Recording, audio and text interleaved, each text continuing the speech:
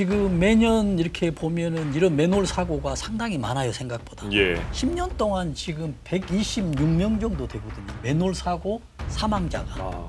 산소 부족하지, 독성 있지, 질식활도 위험이 있거든요. 예. 아주 위험하거든요. 안전 매뉴얼이 있냐 없냐가 중요한 게 아니라 네네. 지키냐 안 지키냐가 이제 중요합니다. 가장 더운 12시부터 3시 사이를 피하는 게 예. 가장 그래도 중요한 어떤 요인이라고 생각하는 거예요.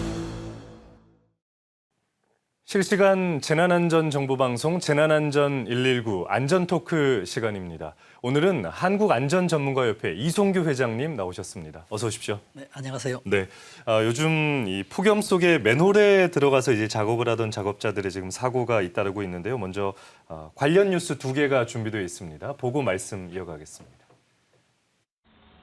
좁은 맨홀 사이를 내려가는 소방대원들, 쓰러져 있던 작업자를 맨홀 밖으로 끌어올립니다.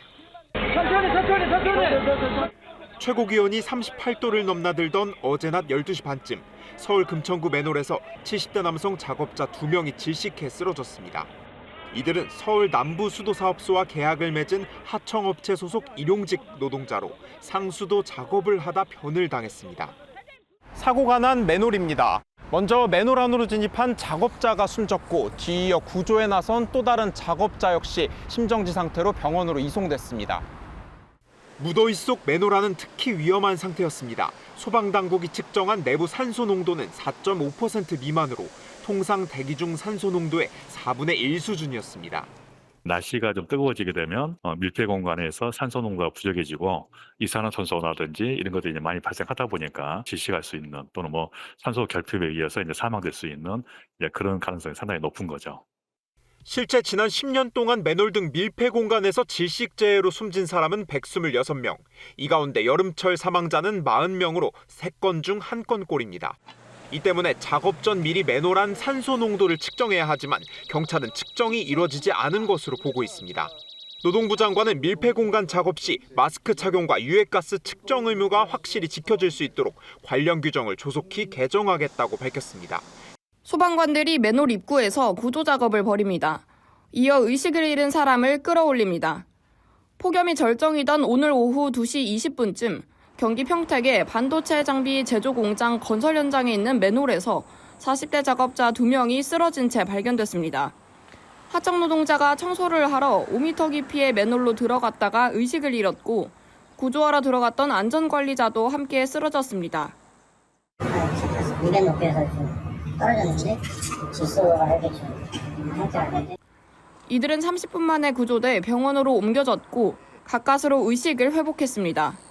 노동당국은 작업자들이 산소 마스크 등 보호장구를 착용하지 않았다가 가스 중독으로 질식 사고가 나는 걸로 보고 있습니다.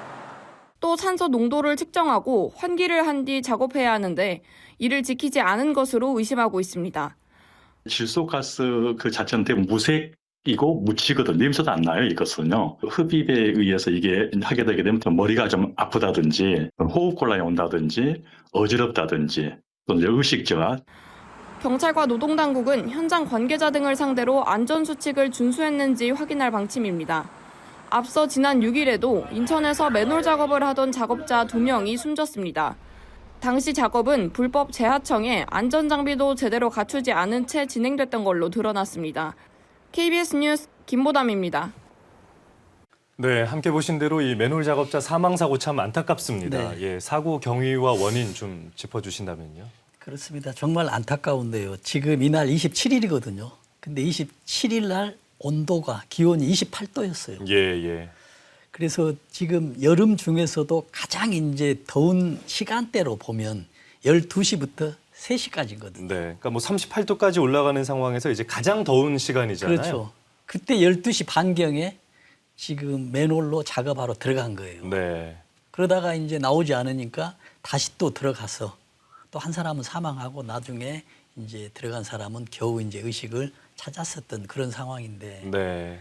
지금 매년 이렇게 보면은 이런 맨홀 사고가 상당히 많아요, 생각보다. 예. 10년 동안 지금 126명 정도 되거든요. 맨홀 사고 사망자가. 꽤 많네요. 그렇습니다. 그런데 그 중에서도 지금 여름에 사고 난 그 데이터를 보면 지금 화면에 나오시죠. 예, 3분의 1 가까이가 이제 여름철 그렇죠. 사고입니다. 지금 10년 동안 126명이 사망하고 있다는 얘기입니다. 그래서 특히 여름에 맨홀 작업을 하는 경우는 네. 불가피하게 한다 되면은 할 경우라고 한다면은 지금 가장 더운 12시부터 3시 사이를 피하는 게 예. 가장 그래도 중요한 어떤 요인이라고 생각하는데 이런 것들을 위반했기 때문에 네. 이런 사고가 발생했다고 볼 수가 없습니다. 그러니까 작업을 안 할 수 없는 상황이라면은 그래도 12시부터 이제 3시까지 그 시간은 무조건 좀 피해야 된다는 말씀이시잖아요. 아, 그렇습니다. 네. 예, 예. 경각심을 가져야 될 것 같습니다. 뭐 이제 사고를 구체적으로 좀 들여다보면 이 맨홀 안으로 이제 작업자 한 명이 먼저 들어가서 좀 사고를 당하고 뒤이어 구조하러 들어간 작업자도 이제 그런 쓰러지는 상황이었습니다.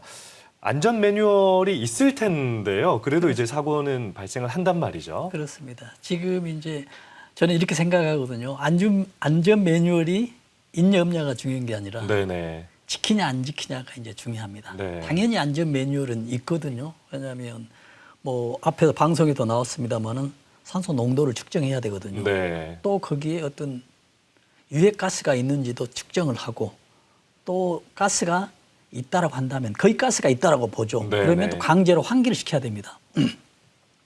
왜 안에가 밀폐된 공간에가 가스가 차게 될 수밖에 없냐면 예. 아예 빈 공간이라 하면은 그 전에 산소가 작업을 하다가 들어갔으니까 산소가 들어가겠죠. 그렇죠. 근데 거기에 어떤 세부치나 있기 때문에 부식이 돼요. 네. 부식이 되면 산소가 필요하거든요. 그러다 보면 밀폐 공간 안에 산소가 없어지죠. 네. 그리고 거기 안에 어떤 그 음식물이나 부패할 수 있는 것들이 있거든요. 부패하다 보면 또 산소가 필요해요. 그러다 보면은 이제 황화수소 H2S라는 이제 유독성 가스가 나오거든요. 네. 또 플러스 얘기가 하냐면 메탄가스가 나오거든요. 우리가 쓰레기 하치장에서 불이 나는 거 있죠. 부패되면서 메탄가스, 이것은 인화성이 있거든요. 예. 그러나 황화수소는 인화성은 없지만 독성이 있어요. 산소 부족하지 독성이 있지. 뭐 메탄가스도 뭐 무겁습니다. 그래서 질식할 또 위험이 있거든요. 예. 그래서 아주 위험하거든요. 그래서 이런 매뉴얼들이 다 돼 있는데도 불구하고 매뉴얼을 지키지 않고 있다라는 것이 가장 안타깝습니다. 네. 뭐 이제 회장님 말씀 주신 내용 뭐 이제 한마디로 좀 압축이 되는데, 그러니까 매뉴얼이 중요한 게 아니라 수칙이 중요한 게 아니라 어떤 수칙이든 간에 지키려는 의지가 중요하다. 그렇죠. 예, 그 저는 말씀이십니다. 이렇게 생각하거든요. 어떤 법령도 굉장히 중요하죠. 어떻게 해야 되잖아요. 근데 그걸 또 준수하는 게 중요하죠. 네. 근데 준수하는 것도 더 중요하지만은 어떤 안전에 대한 의식이 좀 알아야 돼요. 예. 왜냐하면 설령 법이 아주 좋게 잘 돼 있더라도 지키지 않으면 또 무용지물이 되겠죠. 네. 그런데 아무리 지금 법이 잘 안 좋은 법이 아니라 하더라도 예. 내가 위험도를 알면 그 작업을 안 하죠. 왜냐하면 불에 들어가서 작업을 하라 하고 물 깊은 곳에 작업을 하라고 하더라도 법에 돼 있다라도 내가 위험하니까 들어가지 않잖아요. 그렇죠. 판단을 하게 되죠. 그렇죠. 그런데 아무리 법이 촘촘히 잘 지켜져 있더라도 잘 규정이 돼 있더라 하더라도 작업자가 모르고 알지 못하고 안전무지 상태, 저는 이렇게 하거든요. 네. 안전무지 상태로 들어가는 것이죠. 이것도 마찬가지거든요. 왜냐하면 이 맨홀에 작업자가 한 명 들어갔었잖아요. 예. 사람이 나오지 않아요. 다시 들어갑니다. 아무 상태도 없이. 네. 이거는 안전무지 상태거든요. 모른다는 얘기죠. 첫 번째는 그럴 수 있는데 그렇죠. 두 번째 다시 들어가는 것은 분명히 문제가 있어 보입니다. 그것도 이게 무지죠. 예. 근데 이걸 법으로 어떻게 제재를 할 거냐는 얘기죠. 네. 본인이 모르는데. 그래서 이제 앞으로 과제는 법의 콘텐트보다도 이런 소수의 사람들 있잖아요. 예. 안전에 대해 잘 모르는 사람들. 이 사람들을 어떻게 개선을 하고 어떤 의식을 바꾸냐가 가장 큰 과제라고 생각합니다. 네. 그런 과제가 해결이 안 되면 저는 이런 사고는 계속 또 발생하지 않을까라는 이런 또 불안한 예측을 해봅니다. 네.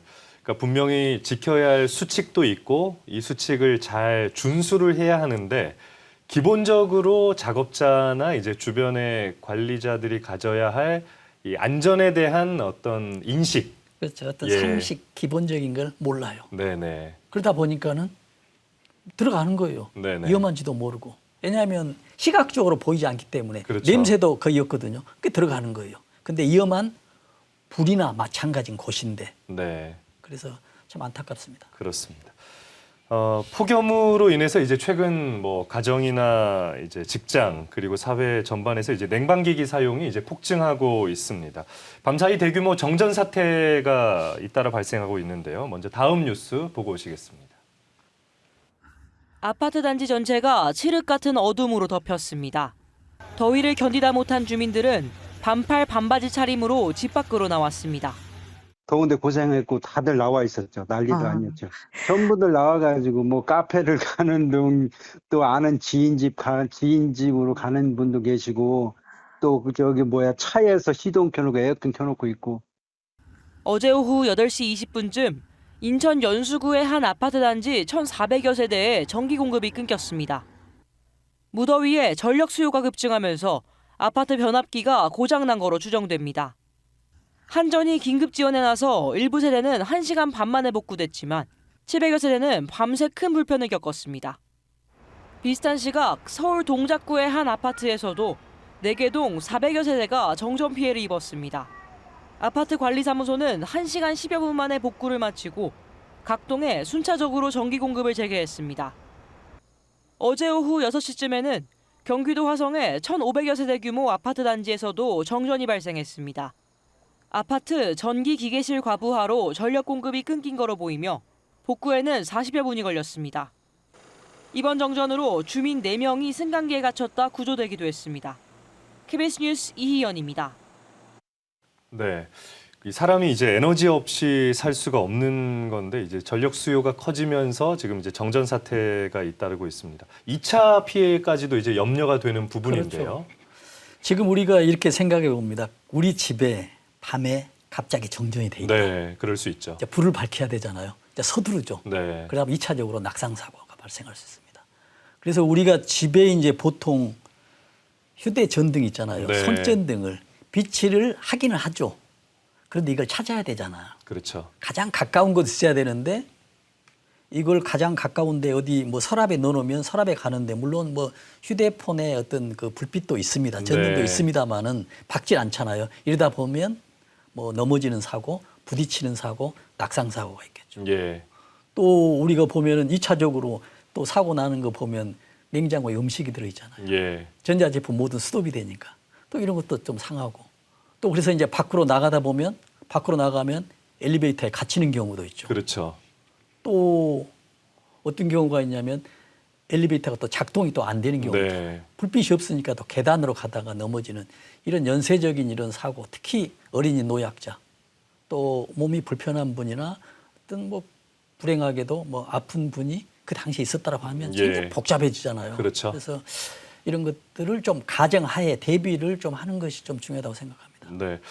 뭐 정전 사고의 경우에 이제 최근에 이제 계속 이제 뉴스 기사를 통해서 저희가 접하고 있습니다. 이제 밤새 잠을 못 자고 이제 밖으로 대피하는 그런 주민들의 모습도 볼 수가 있는데 평소에 정전 사고에 대한 대비를 어떻게 좀 해야 될까요? 그러니까 지금 우리가 정전 사고는 왜 발생하는지를 좀 알면은 좀 이것도 줄일 수가 있거든요. 네. 정전 사고는 어떻게 되냐면 내 집에서 사용할 수 있는 전기 용량이 어느 정도 돼 있습니다. 그리고 우리 아파트에 사용할 수 있는 전기 용량이 있거든요. 네. 그보다 오버가 되잖아요. 아, 그러면 이제 문제가 생기는 거예요. 그래서 보통 우리 보면은 차단기가 내려오잖아요. 예. 근데 내려오기 전에 과부하가 됐다 한다고 하면 만약에 화재가 날 수도 있고요. 아예 고장이 나서 사용을 못 할 수가 있거든요. 예. 그래서 우리가 여름에 이제 에어컨을 많이 사용하잖아요. 제일 지금 가전 제품 중에서 전기 사용하는 게 에어컨이거든요. 네. 그런데 정전을 대비한다면 에어컨을 온도를 좀 너무 낮게 하지 말고 조금 예. 올려서 나 한 사람으로 인해서 어떤 전체가 정전되지 않도록 한 사람이 정말 조금씩만 놔두면은 정전 없이 잘 지나가는데 네. 조금씩만이라도 다 했다 누적돼서 과부하가 돼서 전체가 정전이 되기 때문에 정전을 예방할 수 있는 방법은 딱 한 가지입니다. 전기량을 줄이면 됩니다. 단순하네요. 많이 그렇죠? 쓰면은 문제가 생긴다. 그렇죠. 예. 안 쓸 수는 없잖아요. 사용하긴 하되 줄이면 된다. 예. 이건 사고 나지 않습니다. 그러나 오버되기 때문에 산다. 이걸 꼭 명심하시고 전략해야 되겠습니다. 네. 뭐 1, 2도라도 이제 그렇습니다. 에어컨의 온도를 높여야 이제 될 것 같습니다. 뭐 엘리베이터 안에 이제 갇힌 경우도 이제 설명을 해 주셨습니다만 통신이 또 단절되는 경우가 있지 않습니까? 그렇습니다. 더 위험할 것 같습니다. 저도 엘리베이터에 갇힌 적이 있거든요. 아, 그러세요? 2022년도에 굉장히 폭우가 많이 왔었잖아요. 예. 그 강남 지역에. 그래서 마침 또 우리 집 앞이 사거리 또 강남 낮은 지역이어가지고 제가 또 방송을 라이브로 하게 돼 있어요. 그때 뭐 강남역 침수 네. 사태가 심각했죠. 그렇죠. 네. 그래서 전화로 계속 하고 있는데 휴대 배터리가 전화에 예. 뭐 아웃돼서 집에 이제 올라가는 거예요. 엘리베이터 네네. 탔는데 갑자기 정전돼 버리는 거예요. 스톱돼 버리는 거예요. 오, 그래서 제가 갑자기 이거 정전되면 엘리베이터가 갑자기 추락하지 않느냐 이 생각까지 네. 들더라고요. 근데 추락하지는 않거든요. 근데 다행히 20, 30초 지나니까 다시 비상 발전기로 인해서 작동이 됐어요. 정말 근데 다행입니다. 네, 불이 네, 들어옵니다. 네. 대부분 아파트 이렇게 돼 있습니다. 예. 그럼에도 불구하고 비상 발전기도 스톱할 수가 있거든요. 그렇다면 가장 중요한 게 당황하지 않고 예. 또 비상벨을 누르고 비상벨이 안 눌렀다라고 하면 억지로 문을 열지 말고요. 예. 시간이 지나면 해결됩니다. 왜냐하면 엘리베이터에 사람이 지나갈 수도 있잖아요. 그러니까 그 층에서 조급해서 이제 잘못된 조치를 취하는 게 문제가 되겠군요. 가장 큰 그게 위험하죠. 왜냐하면 잘못 억지로 문을 열었을 때 또 허공이 돼서 추락할 수가 있거든요. 왜냐하면 네. 모든 게 캄캄하기 때문에. 엘리베이터에 갇혔다라고 하면 비상벨을 누르든지 눌러도 안 되면 외부에 어떤 신호를 보내고 그렇지도 않는다면 기다리면 해결됩니다. 네. 뭐 많이 해야 뭐 한두 시간 되겠죠. 왜냐하면 사람이 오갔다가 행인들이 뭐 그렇죠. 있을 때에는 신호가 됩니다. 네. 그래서 가장 중요한 것은 어떤 뭐 엘리베이터뿐만이 아니고 어떤 상황에 위급하게 됐다 하더라도 가장 중요한 것은 당황하지 않는 게 네. 안전한 방법의 시작입니다. 그렇습니다. 이 정전 사태에 대해서 이제 각자가 좀 어느 정도 대비를 하면서 생활을 해야 될 것 같습니다. 최근 이제 폭우가 복구되기 전에 이제 역대급 폭염이 찾아왔습니다. 농작물 그리고 축산 농가 피해도 커지고 있는데요. 관련 뉴스 2개 보고 오겠습니다. 햇볕에 데여 갈색으로 변한 사과가 널브러져 있습니다. 과일이 직사광선과 고온에 손상되는 이른바 일소 피해입니다. 우박마저가 흠이 가가 있는 데다가 날씨가 덥고 하니까 타쁘고 깨지고 이런 게 좀 나오지. 배 역시 수확량 감소가 예상됩니다. 모두 추석 제사상에 올라가는 대표적인 과일들. 평년에 비해 품질도 고르지 못할 거로 보입니다. 네, 금년 사과 개화 시기가 늦었고 5월 저온과 이른 폭염으로 생육이 지연되며 현재까지 과실 크기는 작은 수준입니다. 딸기 모종이 가득하던 비닐하우스에 흙탕물이 들어찼습니다. 폭우로 겨울 딸기는 출하 시기가 늦어질 전망입니다. 축산 농가도 비상입니다. 더위 스트레스로 젖소가 생산하는 우유 양도 많게는 10% 줄었습니다. 바닷물 온도도 올라 제주 양식장에선 광어가 폐사했습니다. 폭염으로 폐사한 가축도 100만 마리를 넘어 지난해보다 10배 넘게 늘었습니다. 유통업계는 산지 다변화를 통해 추석 선물용 농축산물에 대해 가격과 수급 안정을 꾀할 방침입니다. 닭 6만 6천 마리가 크고 있는 양계농장. 축사안에 들어가니 닭들이 급수대에서 연신 물을 들이켜고 있습니다. 체온을 낮추려고 입을 벌리고 있기도 합니다. 닭은 땀샘이 없어 더위에 약하다 보니 폭염이 이어지자 폐사 방지에 비상이 걸렸습니다. 축사 온도를 떨어뜨리기 위해 외벽엔 지하수를 흘려 냉각 패드를 가동하고 내부에선 쉴 새 없이 송풍기를 틀어 열기를 식히고 있습니다.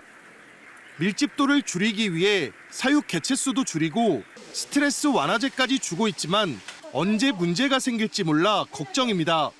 소를 키우는 농가도 지붕에 스프링클러를 설치해 물을 뿌리는가 하면 차광제도 칠하는 등 폭염과 사투를 벌이고 있습니다. 하지만 올해 폭염으로 전국에서 폐사한 닭과 돼지 등은 이미 100만 마리가 넘어 지난해 같은 기간에 12배가 넘습니다. 정부와 지자체가 동네 예보와 연동해 폐사 위험도도 안내하고 있지만 재난 수준의 폭염에 축산 농가의 속이 타들어가고 있습니다. KBS 뉴스 서윤덕입니다. 네, 과수 농가부터 이제 축산 농가까지 폭염으로 인한 피해가 커지고 있습니다. 현재까지 어떤 피해 상황 규모 어느 그렇습니다. 정도인가요? 지금 이제 계속 피해도 이제 늘어나고 있는데 이제 발표된 자료에 의해서를 보면은 그 전국 과수 농가 70% 이상이 피해를 호소하고 있다는 얘기입니다. 그다음에 이제 75%가 피해가 났었고 그다음에 15%가 폐장률이랍니다. 네. 그다음에 지금 벼농가는 평균의 그 20에서 30%가 수확량이 감소돼 있고요. 앞에서 나왔습니다만 축산농가 뭐 가축 폐사율 증가되고 전국에 뭐 120만 마리 가축 뭐 돼지 뭐 오리 뭐 닭 이런 거 있죠. 그래서 예. 지난해 비해서 12배 이상 됐다는 얘기죠. 그래서 지금은 이제 우리가 어떤 날씨, 어떤 기후가 지금 이상 기후가 노멀화되고 있습니다. 그래서 작년보다 올해 12배가 더 심하고 예. 또 내년에는 올해보다 더 높지 않더라도 올해만 같다 하더라도 또 피해가 날 수가 있잖아요. 그렇기 때문에 이런 가축 농가나 어떤 정부에서는 이런 이상 기후에 대비해서 좀 철저히 준비해야겠다는 이런 생각이 듭니다. 예. 지금 말씀하신 이제 수치가 12배면은 뭐 불과 한 해 사이에 이제 엄청난 급격한 이제 피해 증가인데요. 뭐 이제 가축의 피해도 심각하고 이제 농가의 피해도 지금 상당히 심각합니다. 좀 돼지나 닭이 폐사한 경우도 상당히 많다고 나오고 있는데 구제가 좀 필요할 것 같아요. 그렇습니다. 지금 이런 상태에서는 지금 농가에서도 준비를 하고 지금 정부에서도 폭염 대응 TF팀을 운영을 해요. 네. 7월, 8월 달에. 그럼에도 불구하고 이런 피해를 지금 줄일 수는 없잖아요. 없앨 수는 없잖아요. 네네. 그래서 많이 줄였는데도 불구하고 이 지금 피해 본 부분에 대해서는 또 어떻게 할 거냐가 좀 문제잖아요. 예. 그래서 정부에서는 이제 그 보험이 들어 있습니다. 두 가지 보험이 있거든요. 보험이 있군요. 네네. 가축 재보험하고 예. 농작물 재보험이 있거든요. 그래서 이런 보험들은 보험료를 이런 농가나 가축 이런 사람들이 100%를 보험료를 내는 게 아니라 정부에서 50% 이상을 지원해주고 있습니다. 그렇군요. 네. 그래서 이런 농가를 하는 분들은 뭐 알고 보험을 뭐 가입을 했겠지만은 예. 뭐 보험료가 그렇게 또 비싸지 않거든요. 그래서 꼭 가입해서 예. 피해가 났을 때 거의 100% 보상 받을 수 있는 네. 이런 길이 있기 때문에 꼭 이런 걸 활용하는 것이 굉장히 좋다라고 생각합니다. 예, 필수적으로 이제 보험 가입을 할 필요가 있겠고요. 충청남도 지역에서는 이제 지난 폭우로 인해서 주민들의 피해도 컸지만 이제 기업들의 피해가 특히 이제 컸다고 지금 알려져 있습니다. 안간힘을 쓰고 있는 공장들이 상당히 많은데요. 관련 뉴스 보고 오겠습니다. 경사면에서 쏟아진 흙더미가 벽면을 뚫고 들어와 공장 안을 덮쳤습니다. 직원들은 며칠째 넉가래로 흙탕물을 빼내고 있습니다. 흙더미에 묻혔던 기계를 일일이 꺼내 말리거나 물로 닦아내기도 합니다. 공장 밖에서는 지원 나온 군장병들이 배수로에 들어찬 흙을 퍼나르고 중장비가 동원돼 바닥을 닦아내지만 끝이 없습니다. 이 산업단지는 물론 공장이 밀집한 천안과 아산에서만 이번 폭우에 침수와 산사태 등 모두 25건의 피해가 신고됐습니다. 대다수가 중소기업으로 공장이 멈춰서며 당장 납기일을 지킬 수 없게 돼 거래처마저 이를 위기입니다. 한 대당 수천만 원짜리 기계입니다. 납품을 앞두고 있었는데 이 갑작스러운 산사태에 흙탕물이 들어차며 사실상 못 쓰게 됐습니다. 업체들은 풍수의 보험조차 들지 않아 복구 자금을 조달할 길이 막막해 장기 저금리로 정책 대출 등의 지원이 가능해지길 원하고 있습니다. 기록적 폭우가 산업 기반인 중소 제조업체마저 핥히며 지역 경제 전반에 악영향을 미치고 있습니다. KBS 뉴스 백상현입니다.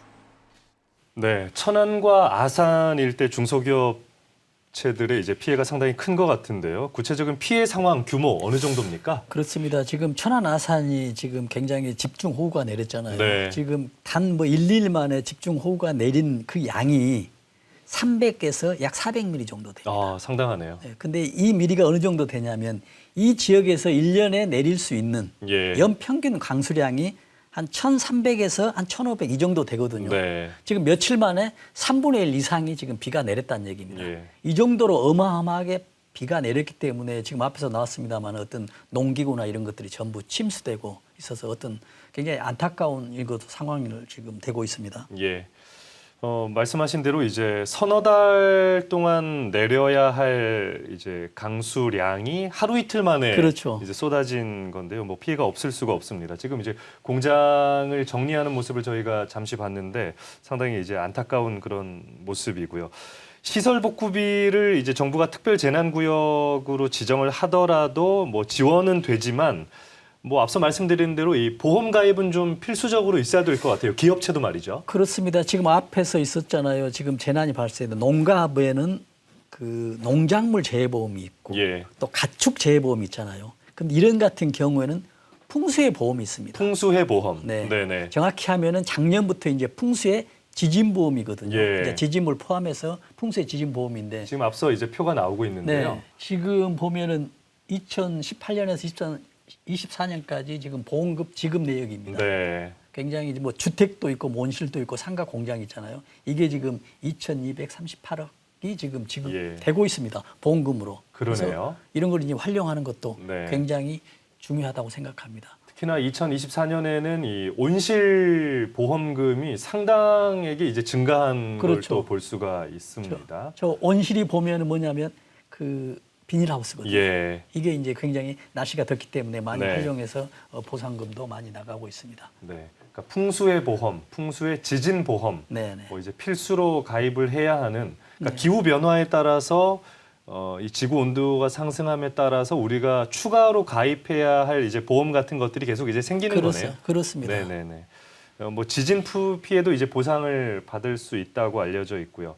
지금 보시면은 보상 기준이 나오고 있습니다. 이 전파, 반파 기준에 따라서 이제 뭐 100%, 50%에 네. 또 이렇게 나눠지네요. 그렇습니다. 지금 이제 어느 정도 전파됐을 때 이제 보상 비율이 100%, 예. 뭐 70% 이렇게 이제 정액 보상하는 것도 있고 또 별도로 손실 금액에 대해서 보상하는 것도 있거든요. 네. 이거 이제 선택 사항이니까 지금 가입하는 게 좋습니다. 지금 정부에서는 어떻게든 어떤 피해 농가들을 예. 보상하기에 어떤 방법을 강구해서 만든 보험이기 때문에 네네. 이런 그 가구에서는 이런 걸 활용하는 것이 정말 좋은 방법이라고 생각합니다. 네.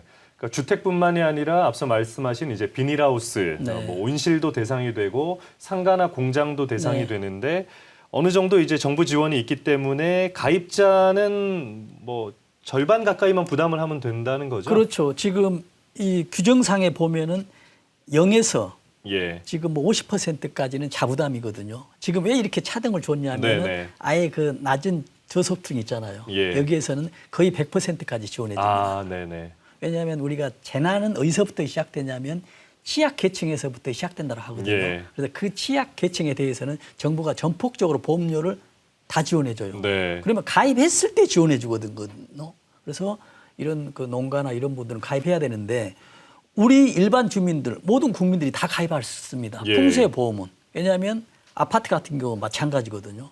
갑자기 뭐 지진이 났다. 네네. 나가면 흔들리잖아요. 그랬을 때 피해가 봤을 때 피해 보상을 받을 수가 있고 예. 또 일반 주택에 사는 사람들 아니면 시골에서 뭐 농사를 짓는 분들 모든 게 다 해당이 되는데 예. 비용들이 그렇게 비싸지 않다. 보통 네. 몇만 원 정도 되거든요. 네. 그래서 뭐 가입하는 게 굉장히 중요하겠습니다. 비싸지 않다고 하셨는데 이제 보험료가 이제 어느 정도가 되는지 저희가 뭐 준비한 이제 표가 그렇습니다. 있는데요. 보시면서 말씀 나누겠습니다. 이제 보험료가 이제 그렇습니다. 크진 않고요. 네, 일단 저거는 네. 주택이거든요. 네. 주택 소유자에서 보면은 보험금 지금 정액 보상인데 7,200만 원인데 보험료가 얼마냐? 53,000원이거든요. 예. 그러면 여기에서 53,000원이잖아요. 그럼 정부에 또 지원이 있습니다. 아, 네. 50% 하면 2만 몇천 원만 하면 되죠. 예. 또 뭐 기초 수급자 보면은 자부담 7,000원. 네. 일반 소유자는 자부담 16,000원이고 어떤 기초 생활 수급자나 재취약 지역의 거주분들은 7,000원이거든요. 네. 여기서 또 지자체가 또 지원을 해주니 거의 뭐 신청만 하면 네. 뭐 취약 계층에서는 뭐 보험을 최대한 활용할 수 있다고 봅니다. 그렇습니다.